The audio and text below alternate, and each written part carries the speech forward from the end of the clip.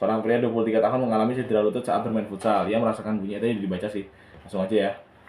Buat articulatio genu. Nah, buat articulatio genu itu ada beberapa istilahnya apa sih? Bukan sistem ya. Bisa ada beberapa hal atau beberapa apa sih, kalau lupa sih bahasanya. Ya pokoknya ada beberapa yang menyusun gitu, nggak cuman tulang doang atau cuman sendi doang atau meniskus doang. Jadi pertama ada komponennya dari, ada beberapa komponen, sorry. Pertama komponen ada tulang, yang kedua ada komponen sinovial atau fibrosa, sama ada meniskus.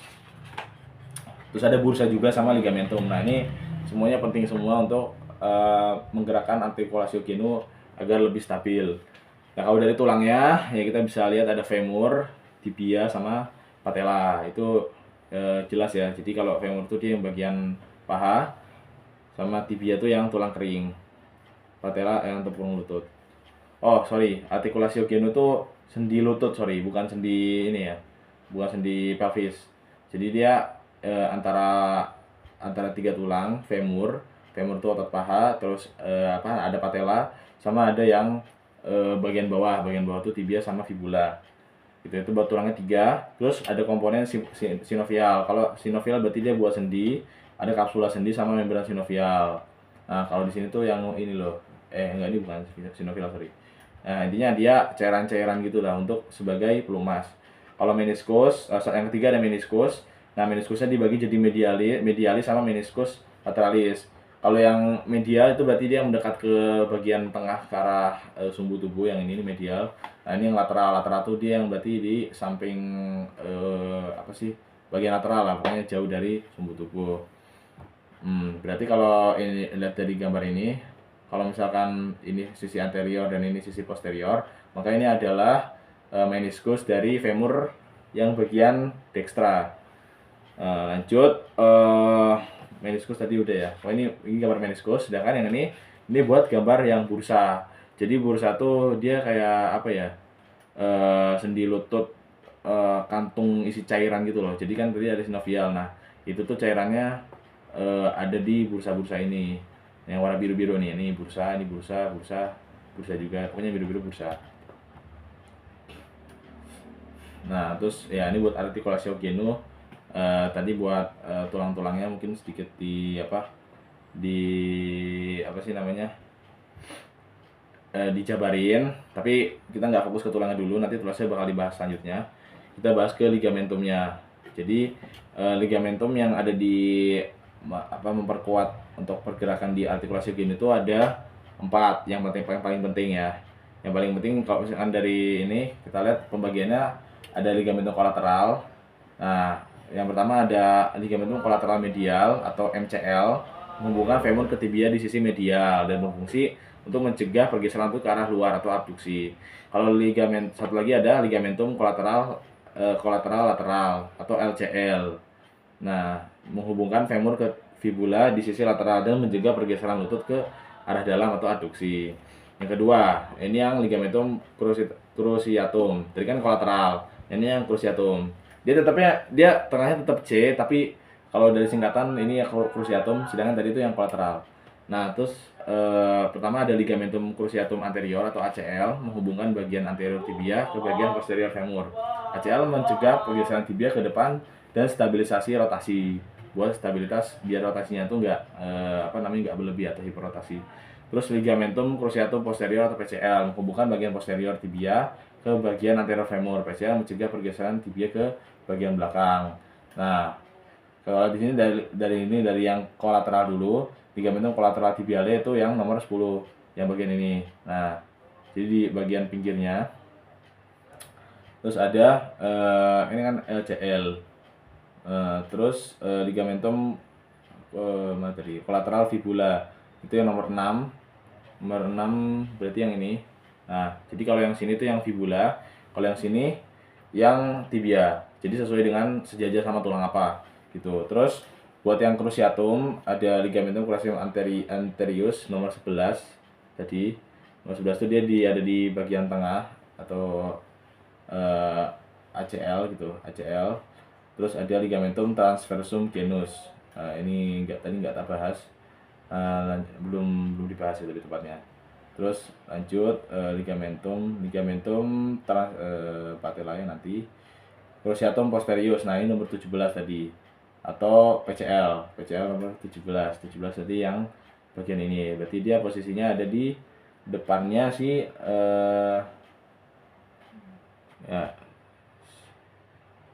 ya harusnya di depannya ligamentum cruciatum anterius. Jadi kalau dari depan tuh dari paling superficial tuh ligamentum cruciatum anterius, baru tadi yang ligamentum cruciatum posterius kayak gitu. Karena anterius depan, posterius belakang gitu loh. Wes, lanjut buat ligamentum patellae. Nah, ini adalah perpanjangan dari tendon quadriceps yang melekat pada tuberous tibia. Jadi ligamentum patella tuh nanti dia bakal isinya perpanjangan dari otot kan. Nah, nanti dia bakal lanjut ke ini kan ada tuberositas nih di nomor 14, ya kan. Nah, nanti dia tuh perpanjang ke sini. Bakal nempel di sini. Gitu. Di patellae nomor 14 tuh kan. Nah, di sini nih kotaknya. Bakal nempel di kalau misalkan di lutut suka ada tonjolan-tonjolan di tibia, nah itu ada perpanjangan si ligamentum patellae sampai sana. Yang terakhir ada ligamentum popliteum. Nah, ini dibagi jadi ligamentum popliteum obliquum sama ligamentum popliteum arcuatum. Sini dari mana? Obliquum arcuatum. Kayaknya nggak ada deh.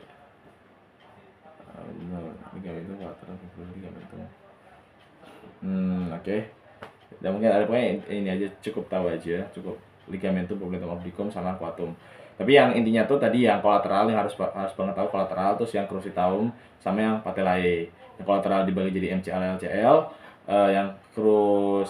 yang cruciatum itu ACL sama PCL.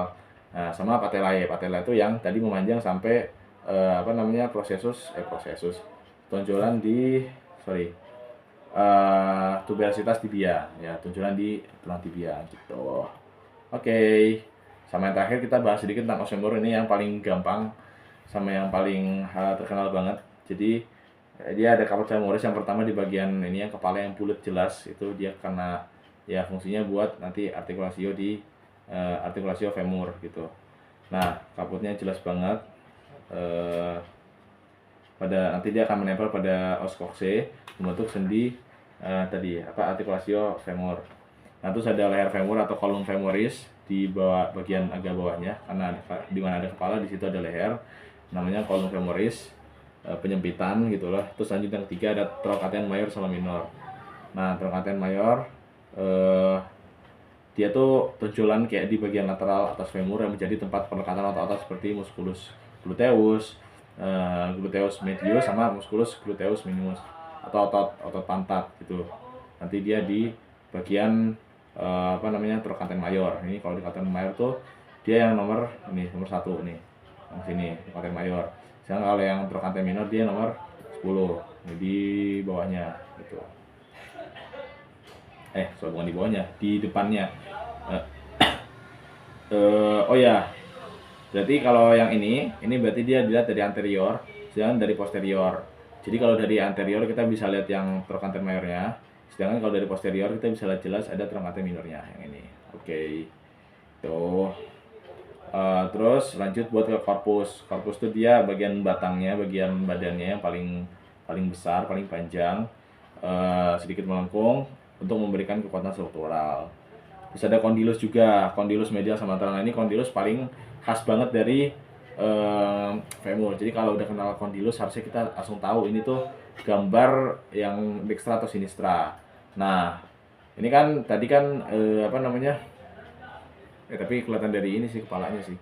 Kalau condylus itu dia ada di misalkan ada di bawah, ya ada di bawah. Maksudnya ada condylus yang sejajar sama di bawah, ada condylus dari belakang, misalkan dari belakang terus arah caput femorisnya ke arah kiri. Nah, itu berarti dia tuh adalah yang kanan gitu, yang dextra. Sedangkan kalau misalkan condylusnya dia di bagian depan gitu, terus di bagian depan, terus caput femorisnya ke arah kiri juga sama, itu berarti dia yang sinistra yang buat yang kiri gitu. Terus ya ada linea aspera juga, linea intertrochanterica nomor 2 nih.